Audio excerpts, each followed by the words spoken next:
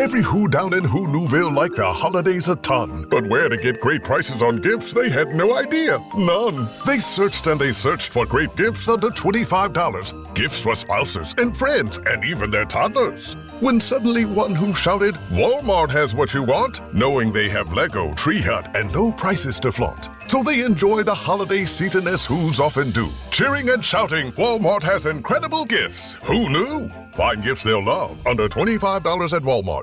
Welcome back to I Want That Too, the podcast where Disney merch meets Disney history. I'm entertainment writer Jim Hill, and as always, I'm joined by the lovely Lauren Hersey. And Lauren, we were just both whining about how this is the Sunday of the long Thanksgiving Day weekend, and why is it that we're both so tired? It's all the pilgrim sandwiches. Oh, well, we're there eating. you go. I don't know. Shopping. So, by the way, I heard you actually did try one. Did it meet with your approval, or? Oh my gosh, I had them 2 days in a row. It was delicious. Please tell the folks if they're not familiar. I don't know if you actually told them what was on a pilgrim sandwich, but totally worth it. Well, okay. Again, this is something that, I'm blanking the name of Brimfield, the Brimfield Antique Festival that's held in central Massachusetts. There's a lovely little shop there. In fact, that's one of the only reasons I tolerate going antiquing with Nancy is I knew there was a pilgrim sandwich at the end of it. But a pilgrim sandwich is you take your Thanksgiving leftovers, we're talking the dressing, the cranberry sauce, the turkey, but you get good soft bread. And then you slather the good soft bread with, I'm not going to lie, too much mayonnaise. That's kind of the key to the sandwich. Or a dab, if in my case, but still All works. right, well, you have self-control. I do not. All right, and then you put down a layer of, on one side you put down a layer of cranberry sauce, you put the turkey on the other side, and you then put the dressing in the middle, which keeps it a little dry.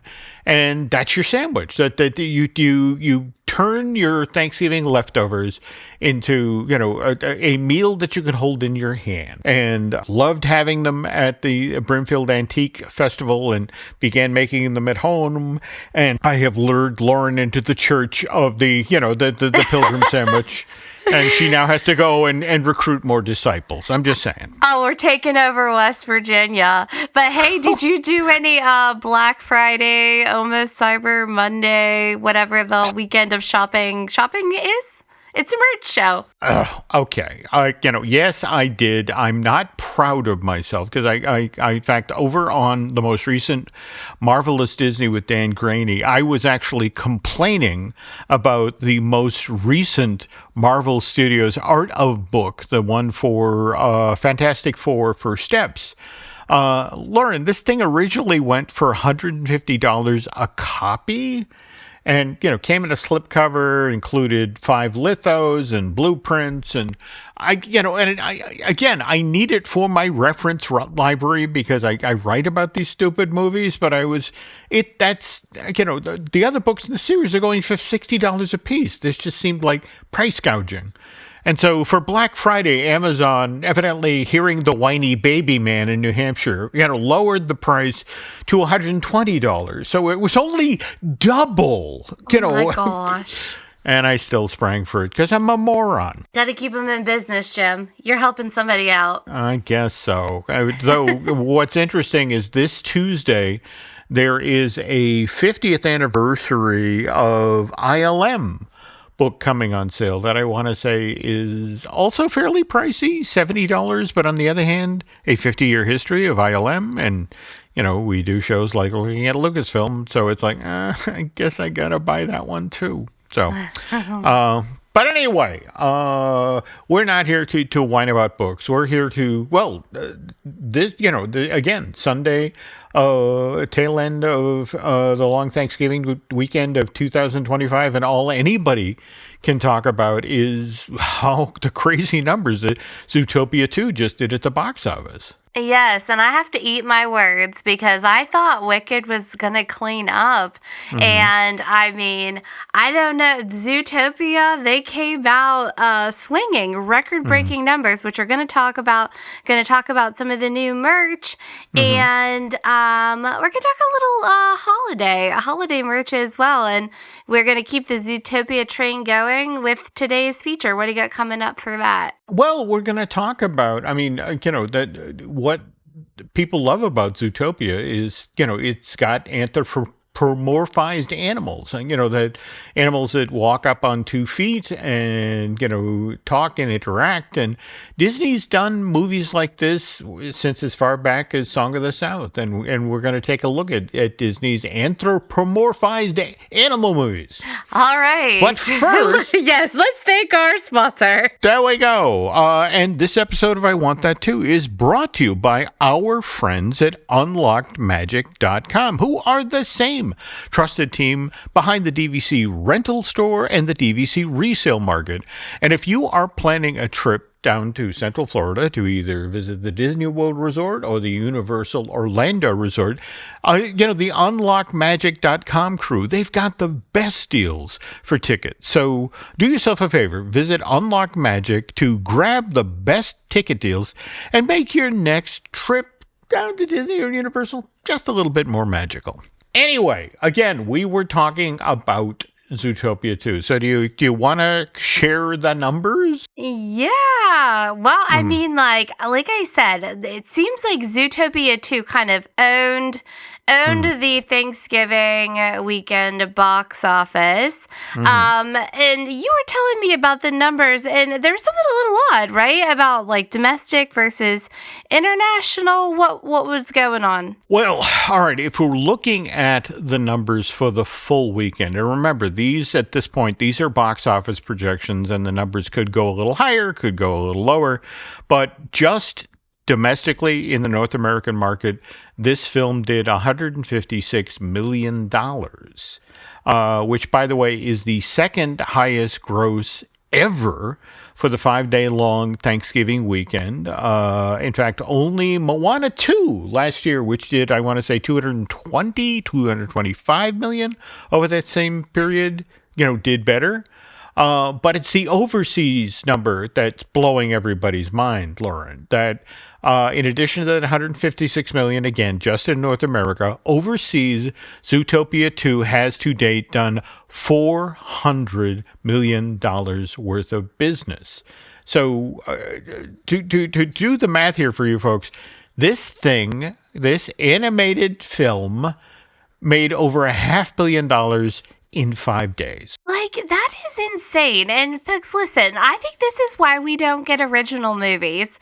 Like, if our, the sequels are what is delivering the record-breaking revenue, like, I don't know, I feel like it feels like a safe choice. Well, I there's a lot of people in Hollywood that, to be honest, would agree with you. I mean, it's important to remember that the original Zootopia, which, by the way, came out in February of 2016. That managed to ultimately sell $341 million worth of tickets in North America, an additional $684 million overseas. So what is it? That's $1 billion and change right there. And, and right now, 5 days in and we're more than halfway to that number. I mean, I don't know what to say. Good on you, Disney. We're proud of you. You needed a win, and we're so glad you got it. Well, there we go. And by the way, nobody at Universal at this point is crying into their beer about, Wicked for good. I mean, if anything, just the whole notion of that audience is made up of enthusiastic teenage girls. So it's just sort of like they're biding their time till the Wicked for Good sing-along edition comes out in theaters. I mean, that one's going to do just fine, Lauren. In fact, I don't know if you saw, but they also just announced that Gregory Maguire, the gentleman who actually wrote the Wicked book that the Broadway musical was based on, he's prepping the Galinda prequel. So, well, there we go. That's the noise they wanted you to make. All right. That's exciting. And I mean, I will tell you, I told Lainey when we walked out of the theater, I was like, I don't think this is over. Like, this cash cow keeps producing. They're not going to be like, well, this was fun. I just saw that, like, Stranger Things, they're getting a Nancy, like, spinoff. Like, if something hits. Oh, okay. Yeah. And I think that it's like in the works, dropping soonish. Yeah, but anyway, not to get us distracted. So when there's a big success, we know the merch is what follows. There we go. And I just had to bring up this one because we've talked to death about the the Zootopia merch. There's a ton of it. You can get it everywhere. But did you see this new sipper at Disneyland, which is Gary the Snake? I'm looking at the picture now, and look, you gotta give the character designer on Zootopia 2 credit. So good. It's so good. Well, this is a very appealing snake, and strong pose. I bet you get a lot of beverage out of that thing. But yeah, I guess this one I'm looking at, it's like, okay, it's flat on a table. I guess it would be easy to display, but so, all right. Like, where's the straw in this snake? Do you, I don't know. He has his fanny pack, which I have not seen the movie yet, so I do not want any spoilers. Okay. But I am sure there has to be, a line of fanny packs or something coming for this snake. But, Jim, where do you think you drink out of this? It's a sipper. Well, I'm going to assume the neck, the back of the head, something like that. Yeah. All right. Okay, so it says here that it pops out of the top of his head. We just don't see it. Okay. But have to say, so I think these are going to be sellouts, like the Chewy popcorn bucket or, all of that stuff because it's great. But they're $27.99, limit 2 per person. So if you've seen this in person, please let us know because it looks pretty epic. Okay. Forgive me for doing this. I'm hijacking the show for just a moment, but we were just talking about the Gary the Snake merch, which I look at and I think I might want. But what I really want is a Nog, the snow, the seal pup. Oh my gosh, with the Snowball Protocol? There we go. I love him. Okay, well, as it turns out, this year, as the present, evidently, when you work at Disney Television Animation, every year, you were awarded a plush of a character from a show that you work on. And evidently, this year, the plush was Nog, the seal pup. And I have to tell you, Lauren, that again, because I have some very nice friends at Disney Feature Animation. I have a full set of the plush that were done for Prep and Landing. I got a Wayne, I got a Lanny, I got a McGee. And a Slasher, right? Thrasher. Thrasher. Along with, what is it? Blitzen, and I forget the other one. But again, and we trot them out every holiday season, and now there's a new plush.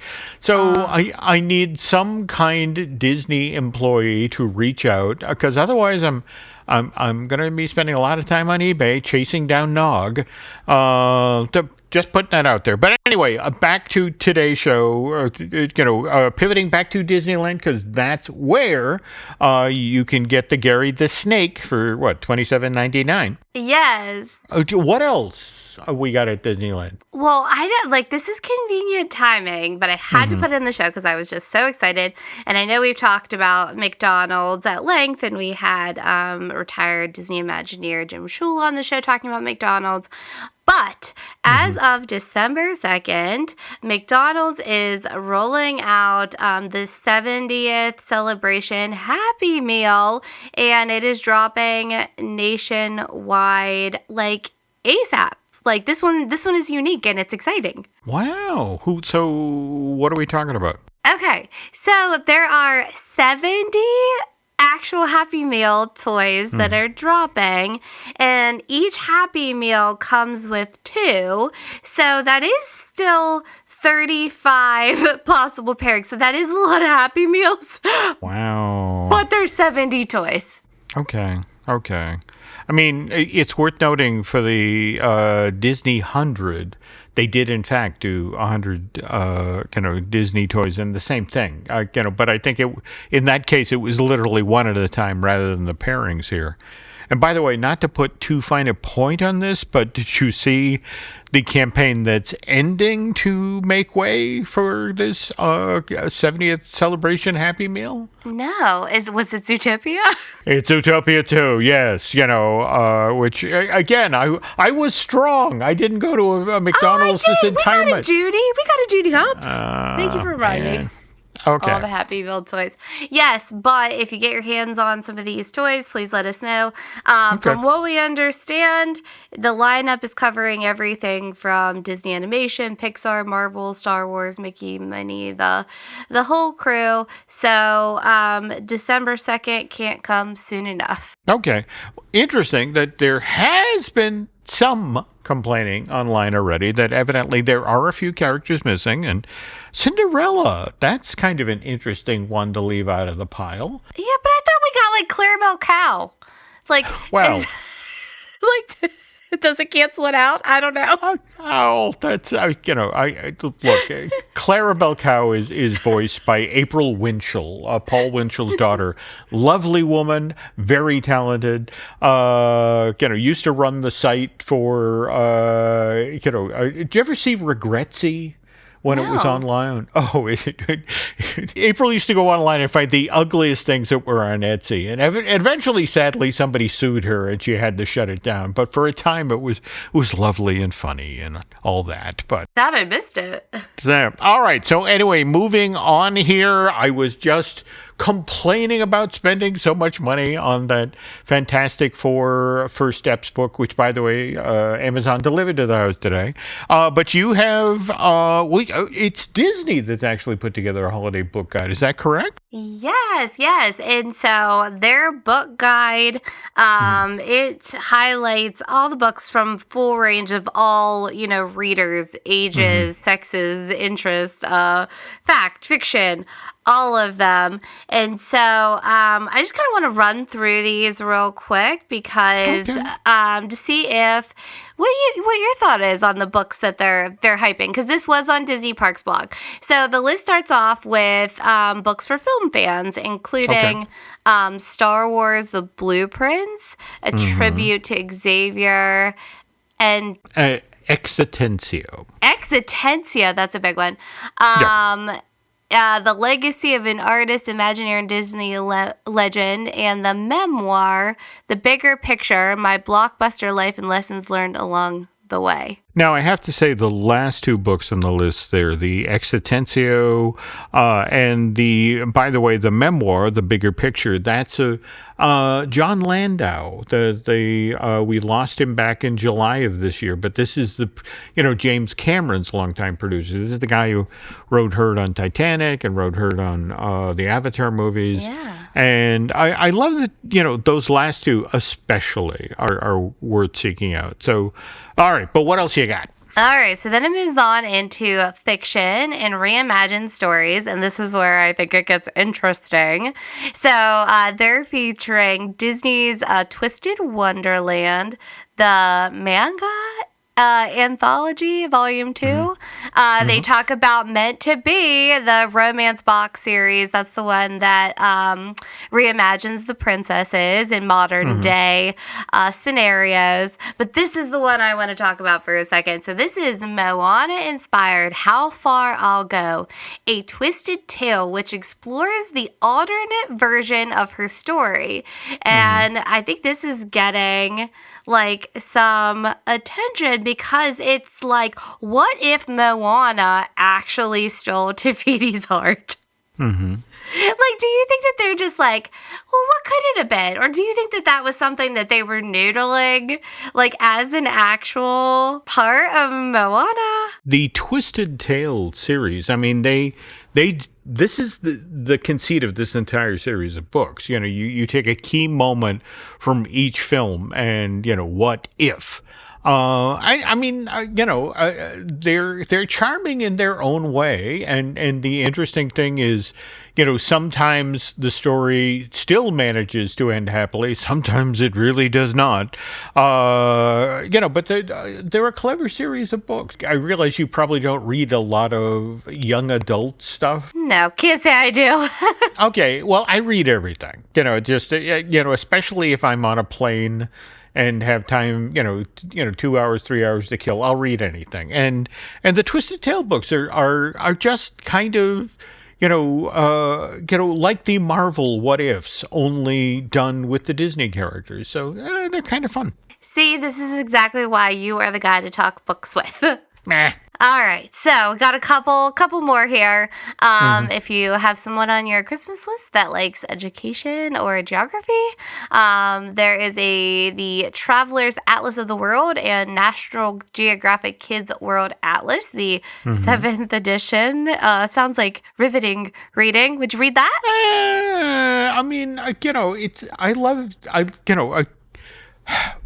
My mom, to her dying day, insisted that she learned more from children's books than adult books. Something like this, the 7th edition of the National Geographic Kids Atlas.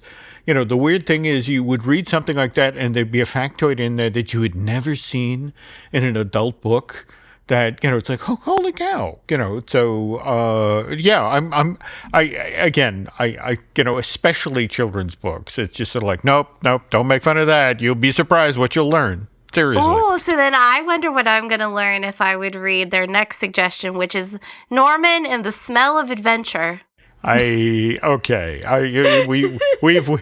reached the outside edge of my enthusiasm curve here. Okay, I don't do scratch and sniff books. Okay, but it could smell like pine trees. Yeah, that's it. It could. On the other hand, it could be a pine tree next to a trash dump. Okay, just saying. You never know. All right, okay. And I do have to use this book segment too. Personally, thank you for my birthday gifts, which were some fantastic books. I have them sitting here right behind me. They're going to be displayed proudly after I get to go through them. And one is the biggest book I have ever seen in my life. And I actually dropped it and it ripped off my fingernail. That is how big this book is, but it is so fantastic. So, Jim, do you want to tell our listeners about the holiday magic at Disney parks, the celebrations around the world from fall to winter? Well, this was published, I want to say 2 and 3 years ago. And given the amount of time that you and your family spend down in Central Florida, what this does is it's a wonderful documentation of all of, what they do down there and around the globe to celebrate the holidays. And I just thought, especially since, this poor woman, I make her do a show every week about Disney merch, and she needed some reference. And I figured, especially for the holiday season, have something to page through there, fun to look at, and also maybe get some story ideas out of it. Similarly, the Bring the Magic Home, the book. What I love about what you and Eric have done, anybody who's listened to this show knows that, the basement at the Hersey house is the color of the Utilidors under the Magic Kingdom. It's the full exact replica of the Utilidor. Go. This is the perfect book for the Hersey household. Well, no, that was exactly. In fact, I have to tell you, when I was ordering these off of Amazon, I was thinking, geez, they probably have these already. But I just figured, if she, Lauren's one of my favorite people. I wanted to give her something nice for, for her birthday, and at the same time, something that she could potentially use. So these 2 books came immediately to mind. And I'm not going to lie, they were also on sale, but, it's just sort of, so, it was, hopefully a birthday present that you enjoy that, and again, was kind of startled to see them at I want to say both of them were like half of what they originally went for. Oh, that's amazing. So anyway, there, I spoiled your birthday present for you by telling you I got it, on sale. But they're still terrific books. Well, enjoying them thoroughly. And speaking of enjoying thoroughly, I cannot wait to hear about Zootopia. I cannot say the word that you're saying. What kind of Anthropomorphized, and we'll explain what that is in a moment, folks. But first, this.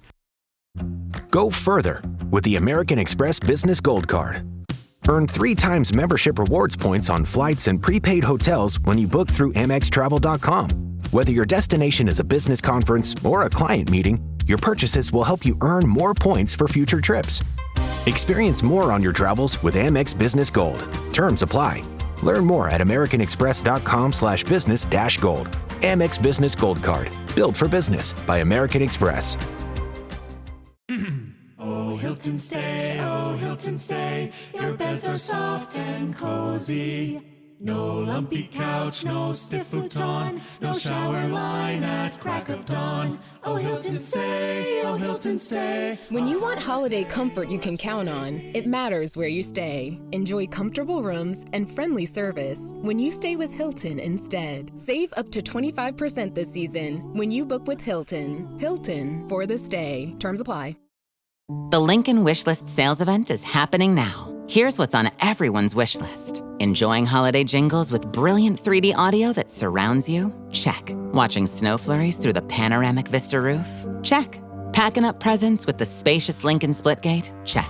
Everything you want. All standard on the 2025 Lincoln Navigator SUV. Visit your local Lincoln retailer or learn more at Lincoln.com for exceptional offers on 2025 Lincoln vehicles today.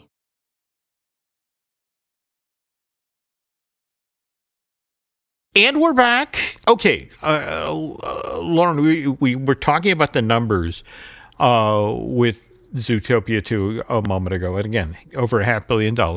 And you were pointing out earlier about the whole notion of, geez, I don't know if this is a good thing that a sequel does these sorts of numbers. What's going to happen creatively? And what's interesting is there was another movie, a sequel, earlier this summer. Also with anthropomorphized animals. I don't know if you've seen any of the DreamWorks animation Bad Guys movies. Bad Guys 1. Bad Guys 2. Yeah. There we go. Well, that did okay this summer. I mean, it did 82 million stateside, 156 million overseas, just shy of $250 million. But that was weeks and weeks in theaters. And again, here we are 5 days into, Zootopia's run in theaters and over $500 million. And there is just something about Disney movies with, again, anthropomorphized animals. And when I say that, we're talking about character animals that walk upright on 2 feet and often wear clothes and talk.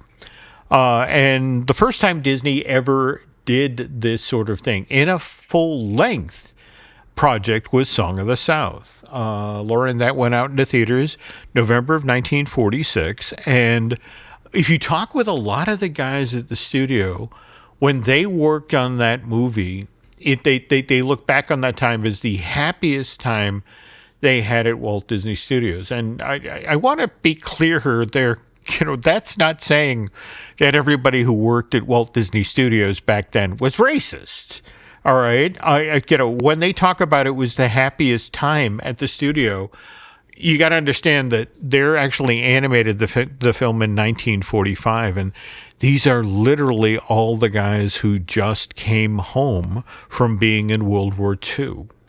And they survived the war, and they could go back to work at Disney Studios. And there was this project they were working on. Now, mind you, they only had, Song of the South is mostly a live action movie. It's only an hour and 34 minutes. And of that hour and 34 minutes, 25 minutes of it is animated. But the guys, it's like, I'm back from the war. I survived and I'm working on a thing at Disney again. This is my favorite time. And people at the studio remembered that. So we now jump ahead to early 1960, and the studio has just done 101 Dalmatians, which, by the way, doesn't feature anthropomorphized animals. I mean, yes, just the regular kind. There we go. And, but that's the thing. The dogs in the movie talk to each other, but they're down on all fours. And I also want to say that the cats talk to the dogs, the horses talk to the dogs, the geese talk to the dogs, but they don't talk to the people. So they're kind of hard and fast rules here. So anyway, Ken Anderson and Mark Davis have been working on 101 Dalmatians, and they're looking to line up the next feature for Disney, and there's this project called Chanticleer. And the thing about Chanticleer is it's the story it's set in France of let's say the 1800s. But it's a story set in the world of animals. And it's a rooster who is so full of himself that he thinks the reason the sun comes up every morning is because he crows. It's about the hard lesson he learns when he gets taken down a peg and realizes, the sun comes up all by itself. But Mark and Ken work up this wonderful presentation for a movie version of Chanticleer. And what's especially interesting about this is Mark Davis was a huge Broadway musical fan. And what he wanted to do, it's the irony. What he wanted to do happened 30 years later. If you look at Beauty and the Beast, that movie has, almost fully integrated Broadway musical numbers. In fact, they're written by Howard Ashman and Alan Menken. But that's what Mark wanted to do with Chanticleer. He wanted it to be a animated Broadway musical. And so they develop all this wonderful concept art. They get ready for a pitch and a presentation to Walt. Unfortunately, the time they picked to pitch the movie is when, have you ever heard about the feud the Disney brothers had, Lauren? Remind me, was it about money? It always is about money. In particular, Walt had licensed to the Disney company his likeness and name. It was one of the ways he made money possible for Disneyland. And Roy was like, you can't do that. I'm the president of Walt Disney Productions, and I find that highly offensive and highly illegal. And more to the point, we have shareholders, we have a board of directors. You have to stop doing that. And Walt was like, no. And they literally didn't talk for 15 months. In fact, during this time, the only way they communicated was through memos, and they would tell a staffer, you go tell that son of a bitch that I said this, that sort of thing. It was really, really bad for a while there. And in the middle of this is when Mark and Ken are going to pitch Chanticleer. And the people who worked at the studio on the financial side of things, they were actually called Roy's Boys, Lauren? Never heard of Roy's Boys. That's a new one. Yeah, they were the ones who held the purse strings at Disney, and they were determined to get Walt's attention by killing Chanticleer. So they went to the pitch meeting, and Mark Davis personally told me the story. He gets up in front of the room and says, "Okay, Chanticleer is the story of a rooster," and he literally said, "That's as far as I got," before somebody chimed in, "You can't make a rooster the hero of an animated film. That's a stupid idea." And it was like, and he said, and the pitch went straight downhill from there.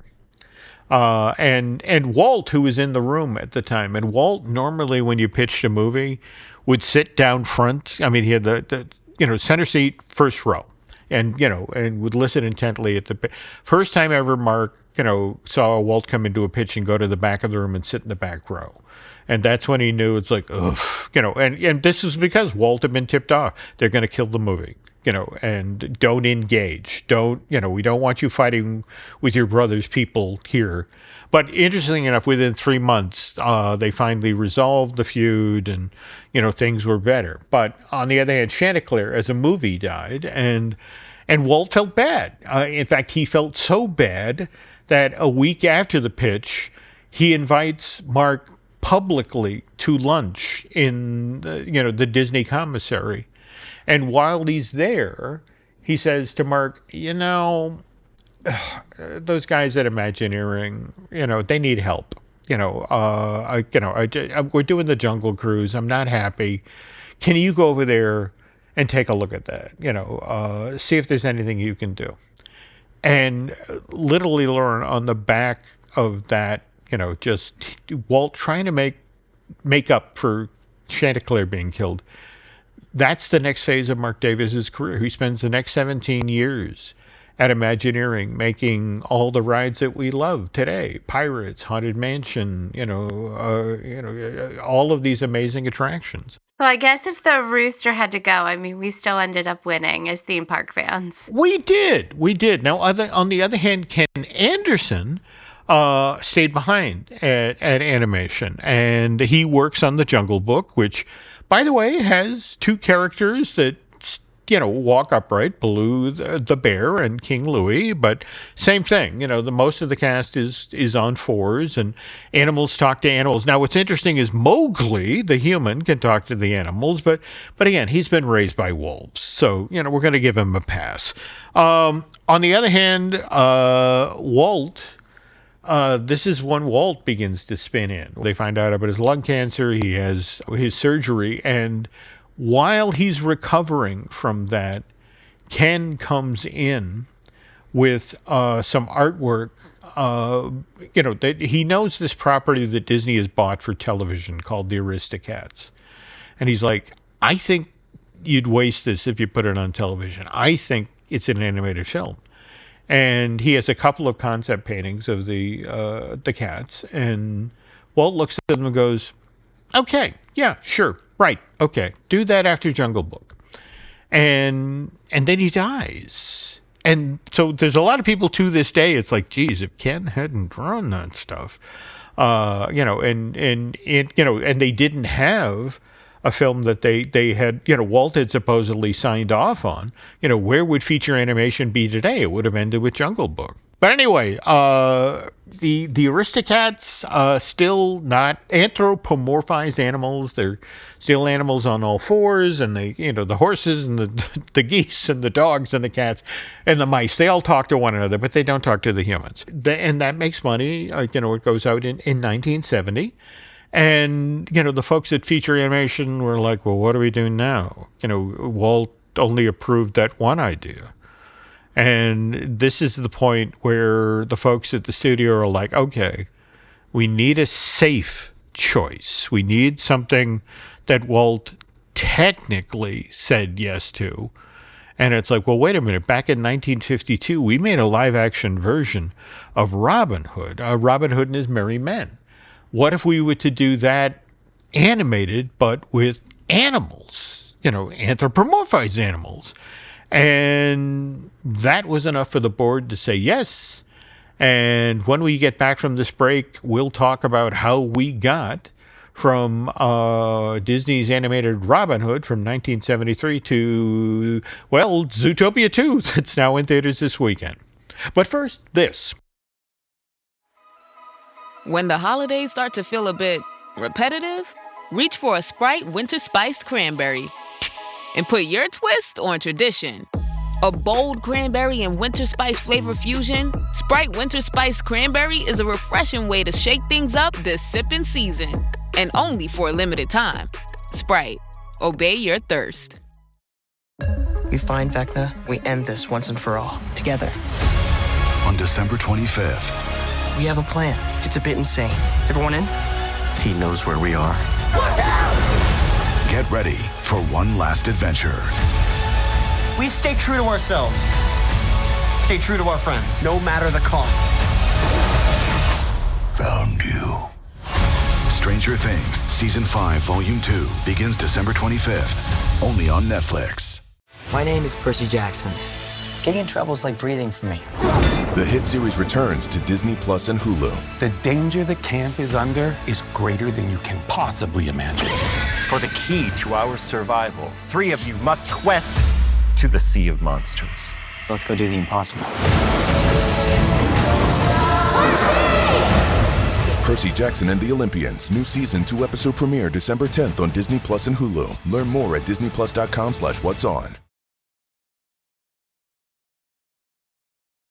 And we're back. All right. So again, we're now post Aristocats. We've settled on an idea for a movie. We're going to do an animated version of Robin Hood. But again, Ken Anderson remembers that the happiest time at the studio was when Song of the South was in production in like 45 or thereabouts. So the first version of Robin Hood that Disney preps, with Ken developing the story, is very much in the style of Song of the South. I mean, it's literally set in the American South, and it's sort of 1930s. So, and for example, the Sheriff of Nottingham is literally a pig, which, given when you call a policeman a pig, that's not a very kind thing to say. So when Ken pitches this to Disney management, they're like, that's a little out there. How about we return to, the merry old England thing? And but again, here's the problem. It is the mid-1970s.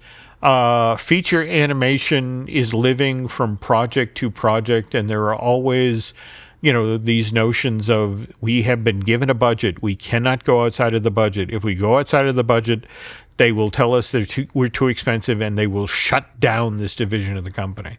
So in order to deliver Robin Hood for December of 1973, some corners were cut. In fact, I don't know if you know the story of the phony King of England number in the Robin Hood movie, Lauren, but you can watch that scene in the film and it's like, something is off. Why is this off? And you get this weird sense of deja vu while you're watching it. And the reason is because they've actually recycled whole bits of animation from Snow White and the Jungle Book and Aristocats for the singing. Oh, you can watch it too. In fact, you can go online today and Google phony King of England, and there are people who have prepped side-by-side animation comparisons where you can see, it's like when they lifted and how they lifted.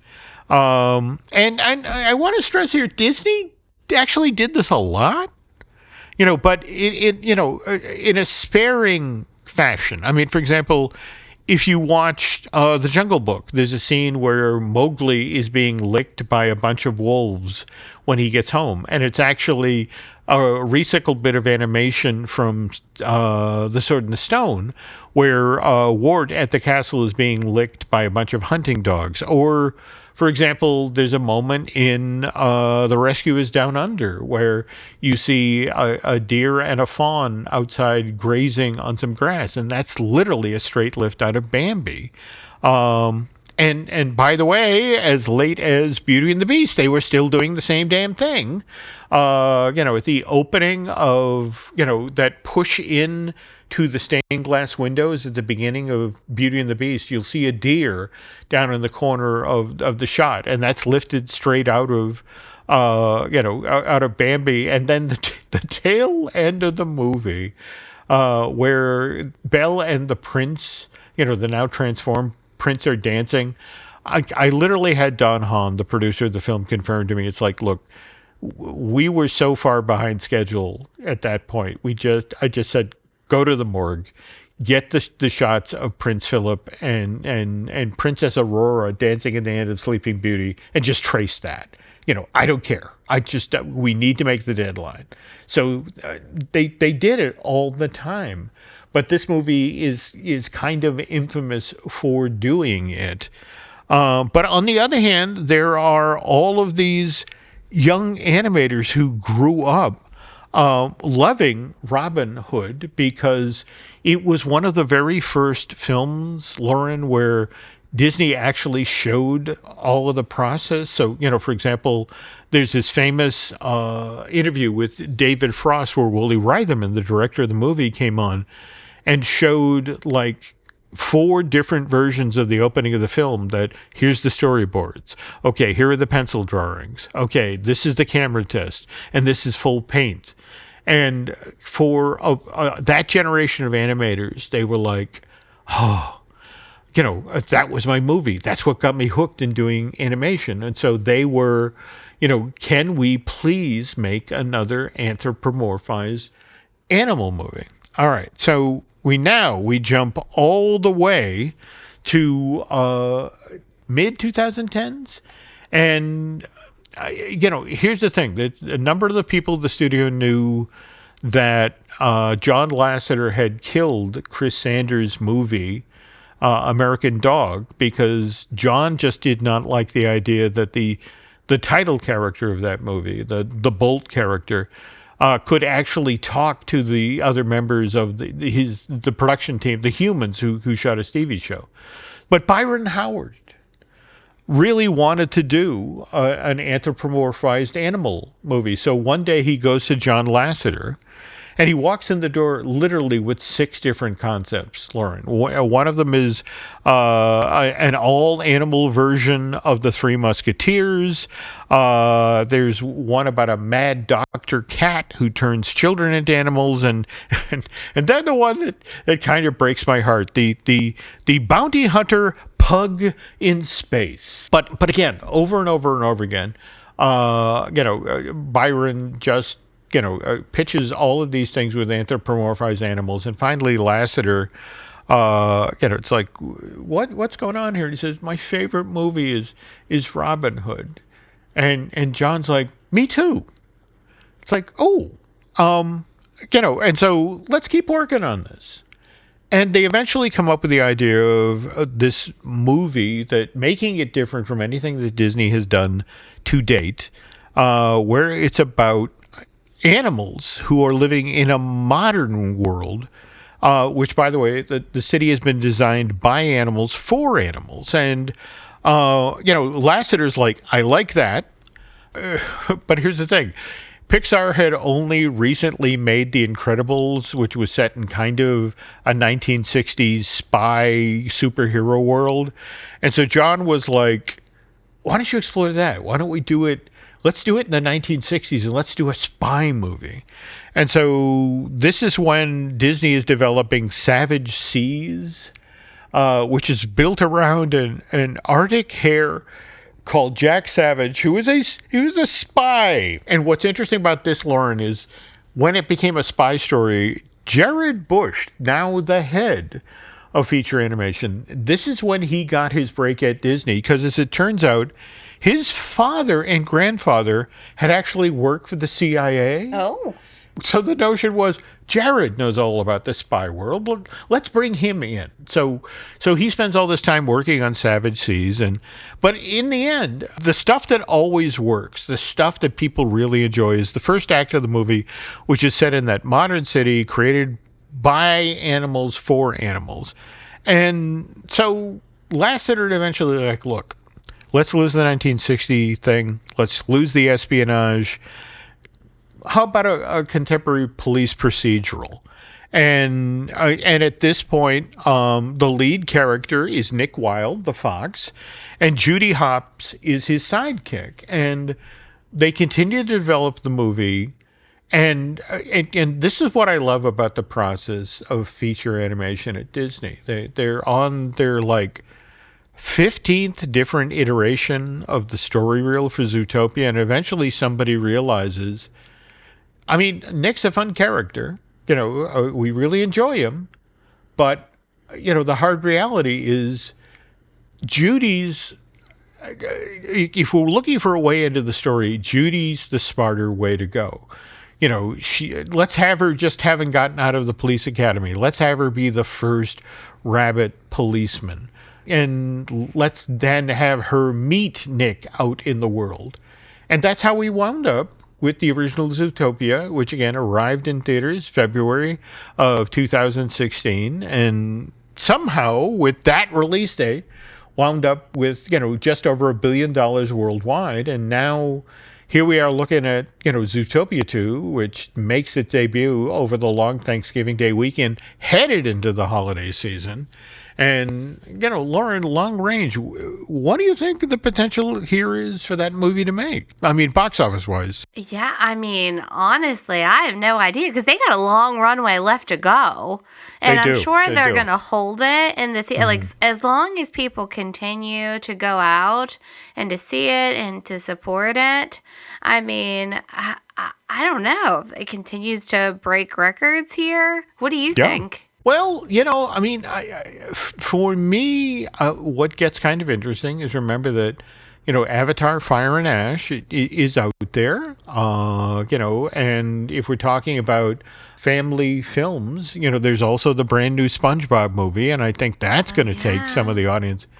So I don't know. I'm intrigued to see, where this goes and how long it's run at the box office is. But I'm sure we'll talk about this further on upcoming editions of I Want That Too. Though, in order for there to be an upcoming edition of I Want That Too, we have to actually end today's show. So we got to close up shop, Jim. We just got to do it for today, but we will be back. There we go. By the way, folks, if you want to keep up with everything happening at the Jim Hill Media Podcast Network, please follow us on social. And don't forget to check out our Patreon for bonus shows and early access. Yeah, you and the guys we're in Florida. So to hear all that, make sure you're on Patreon.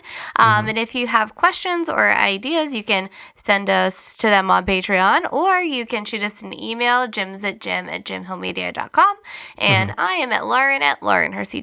And again, if you like the show, leave us a quick rating or review. It helps other Disney fans find I Want That Too. All right, Jim. I think that does it for today's show. Thanks for listening, and we'll see you next time on I Want That Too.